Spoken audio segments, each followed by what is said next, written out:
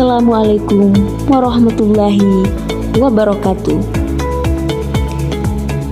Sadar atau tidak, setiap yang kita pelajari berakhir dengan pembelajaran.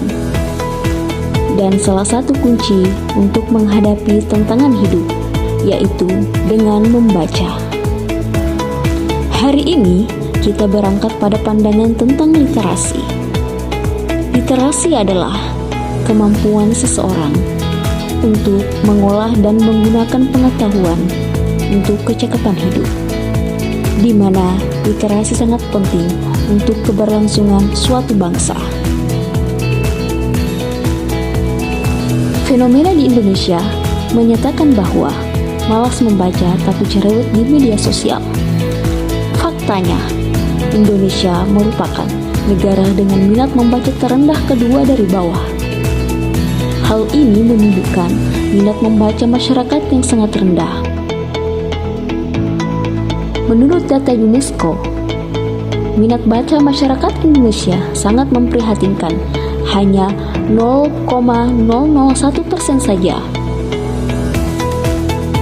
Indonesia termasuk negara paling terbelakang dalam kemampuan membedakan fakta dan opini. Tidak heran, banyak masyarakat termakan hoax. Tantangan ini juga dipengaruhi kebiasaan membaca informasi singkat di media sosial, akses terbatas ke buku, dan kurangnya pemahaman konsep teks panjang.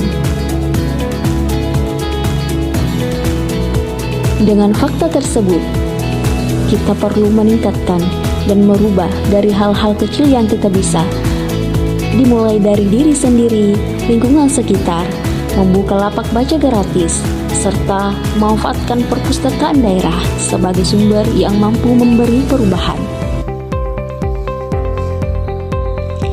Perpustakaan sebagai institusi penting yang mengumpulkan, mengolah, dan menyediakan akses terhadap informasi dan pengetahuan dalam berbagai bentuk, termasuk buku, majalah, dan materi digital untuk mendukung pembelajaran, penelitian, pelestarian budaya, dan rekreasi. Perpustakaan modern lebih dari sekedar gudang buku.